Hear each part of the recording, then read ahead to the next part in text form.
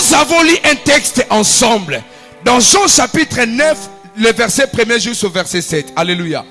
La Bible déclare, un homme aveugle de naissance, Jésus était en train de passer avec ses disciples. La Bible déclare, les disciples posèrent la question à Jésus. Qui a péché pour que cet homme soit né aveugle? Alléluia. Les disciples continuèrent et disent à Dieu, est-ce que c'est son père? Est-ce que c'est sa mère? Est-ce que c'est lui-même qui a péché afin qu'il soit né aveugle? Jésus dit ceci, le cas d'espèce, ce n'est ni son père, ce n'est ni sa mère, ce n'est ni lui-même. C'est pour que la gloire de Dieu soit manifestée. Écoutez très bien, frères et sœurs. Pendant tout ce temps, l'aveugle ne voit ni Jésus, ni Pierre, ni Jean, ni Jacques. Il entend le bruit. La Bible déclare, l'aveugle était de l'autre côté.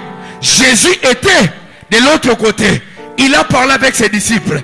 Personne savait que ces jours-là étaient les jours de la guérison de cet homme. La route séparait l'aveugle et des gens qui voyaient. Mais la Bible déclare, Jésus, oh mon Dieu, il a traversé avec ses disciples. Il est parti voir l'aveugle. Jésus dont je vous parle, c'est le Fils de Dieu. Le Fils de Dieu se décide d'aller rencontrer un aveugle. Jésus arrive là où l'aveugle était. Jésus a regardé l'aveugle. Jésus ne lui dit rien. La Bible déclare, Jésus cracha. Il a fait un mélange. Il a pris la boue. La Bible déclare, Jésus appliqua dans les yeux de l'aveugle. Nulle part, Jésus avait demandé l'autorisation s'il pouvait mettre la boue entre ses yeux. Vous avez lu avec moi? Est-ce que je suis en train de créer des choses? C'est écrit dans la Bible. Lorsque Jésus applique la boue dans les yeux de l'aveugle, vous êtes d'accord avec moi que l'aveugle n'avait jamais vu? La Bible déclare, il était aveugle de comment? Depuis la naissance. Ça veut dire, il n'a jamais vu, n'est-ce pas? Et Jésus dit, comme j'ai appliqué cette formule de mélange, maintenant je t'envoie, tu vas aller te laver à Siloé. Il était aveugle depuis quand? Est-ce que Jésus a demandé à un disciple de l'accompagner à Siloé? Je reviens. Mais Jésus, pourquoi tu prends la salive et pourquoi tu prends la poussière de la terre? Est-ce que je peux dire quelque chose? Vous n'allez pas vous fâcher contre moi. Ah, donc le problème de cet aveugle, c'était depuis quand? Donc, si on dit que le problème est depuis la naissance, ça peut être un problème de formation ou de malformation. Donc le départ de cet aveugle était mauvais. Cet homme était aveugle avec son corps, pas avec son esprit. C'est pourquoi pour lui, Jésus n'a pas fait de prière spirituelle. Jésus a pris un élément qui représentait cet homme. C'est la terre. La Bible déclare dans Genèse chapitre 2. Dieu forma l'homme avec la poussière de la terre. Jésus a pris un peu de salive qui représente de l'eau. Et la Bible déclare, il a pris, il a fait un mélange. Il a pris la terre, il a appliqué. Jésus voulait dire à l'aveugle, mon cher, ton problème, c'est au niveau de la terre. C'est pourquoi je prends un peu de la terre. Je remets là où tu ne vois pas bien. Je prends un élément qui constitue une partie de tes yeux pour remettre. Mais la grande question est celle de savoir. Il était un aveugle. Il n'a jamais vu. Jésus lui pose. Jésus lui dit, va te laver à Siloé.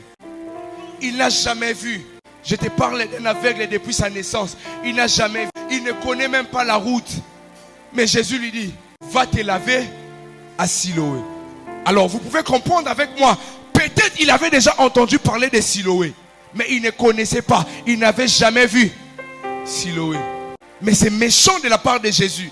A dit, c'est méchant parce qu'il n'a jamais vu. Jésus pouvait demander à Pierre, Pierre, accompagne cet aveugle pour qu'il se lave. La foi a ses propres exigences à elle-même.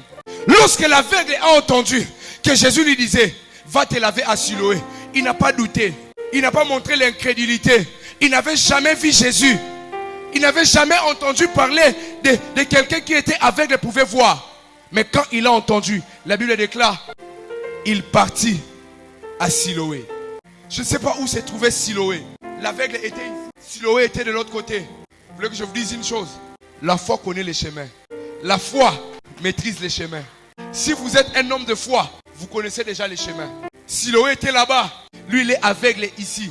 Jésus lui dit, va te laver à Siloé. Il a pris son bâton. Il commence à chercher Siloé. Il avait la boue, la salive d'un homme sur ses yeux. Il cherche Siloé. Il se cogne. Il cherche Siloé. Il ne connaissait pas Siloé. Il cherche Siloé. Les gens se moquent de lui. Les gens disent, mais c'est un fou. Comment il est en train de prendre les boulevards? On va tout tailler aveugle. Il fait semblant. Il ne connaît pas Siloé. Son objectif, c'est arriver là où il y a de l'eau.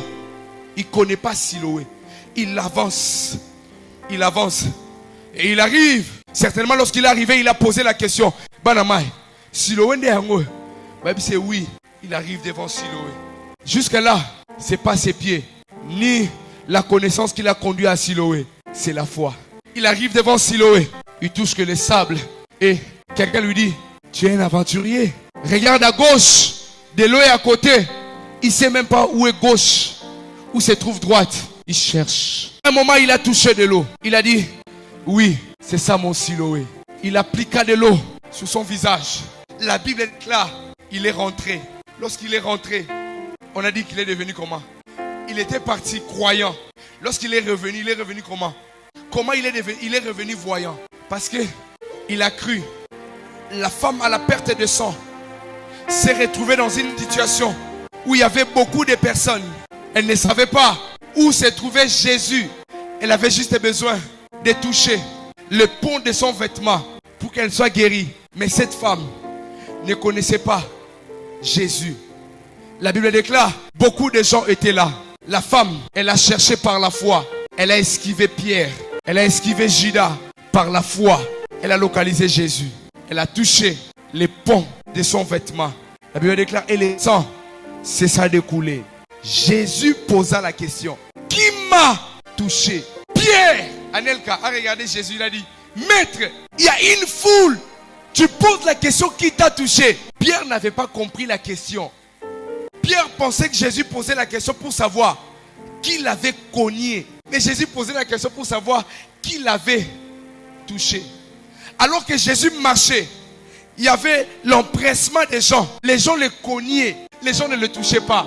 La femme avait touché.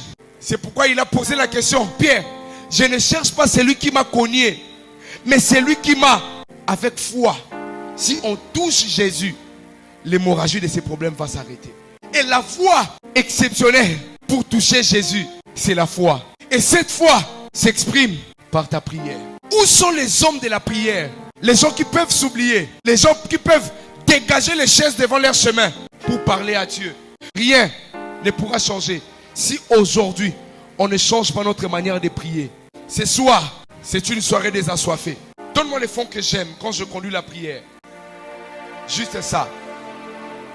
J'ai pris au nom de Jésus qu'au moment où nous sommes assis, pas que le Saint-Esprit te prenne et te jette, mais que le Saint-Esprit commence à parler à ton cœur.